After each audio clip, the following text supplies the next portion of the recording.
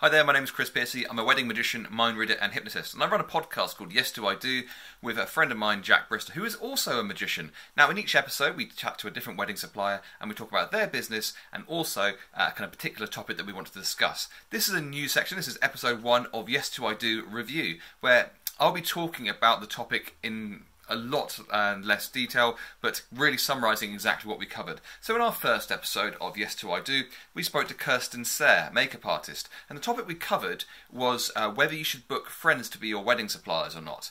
We had a nice long chat about this, and there is a link for listening to the full episode above, but the conclusion we came to is that there was two different topics we were really discussing. The first one was if a friend of yours is actually a professional wedding supplier.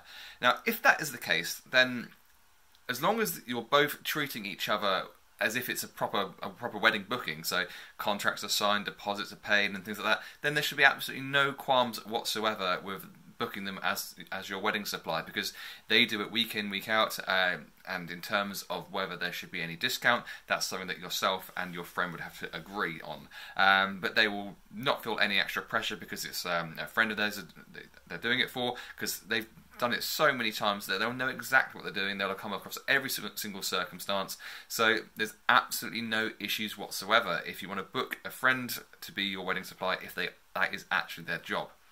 The second part of this was actually if someone just does a bit of something on the side. So maybe you've got a friend who's like dabbling in photography, or maybe you've got a friend who is quite good at doing makeup. Now, this is where it becomes a little bit of a grey area and it becomes a little bit more difficult. And this is what we kind of came out of the discussion, that although someone can be very good at doing makeup, is it the same as doing makeup at a wedding? And myself and Jack learned quite a lot, because we didn't realise that different types of makeup at different times of year will photograph differently, and depending on the weather and things like that.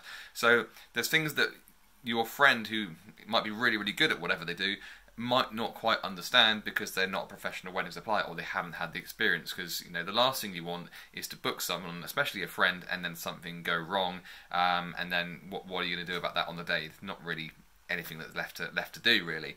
So we basically came to the conclusion that it was very much down to yourself and your friend having a complete and utter understanding of exactly what was expected of you and exactly what was expected of them.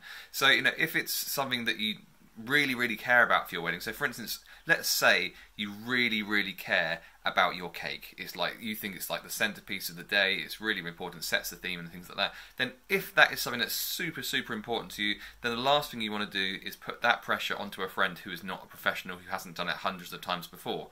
Now, if it's something you don't care about so much, so for instance, let's say that you're not really that fussed about the wedding flowers for whatever reason, and they are just something that you kind of, you want some there, but you're not too fussed about, and your friend does a little bit of flower arranging on the side, can get hold of some flowers and can do that for you, then, then it's absolutely fine. There should be absolutely no qualms with from either of you in terms of doing that.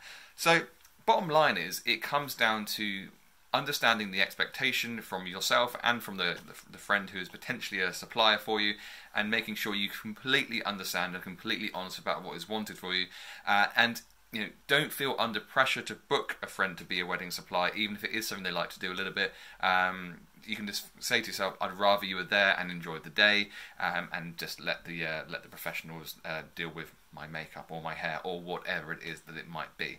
So that was the first episode of Yes Do I Do Review. Now, if you want more help with your wedding plan, there are 4 ways in which I can help you. Number 1, you can go and listen to Yes Do I Do podcast. There is a link above for all of the episodes that we've done, quite a few of them now. So that's the first thing you can do.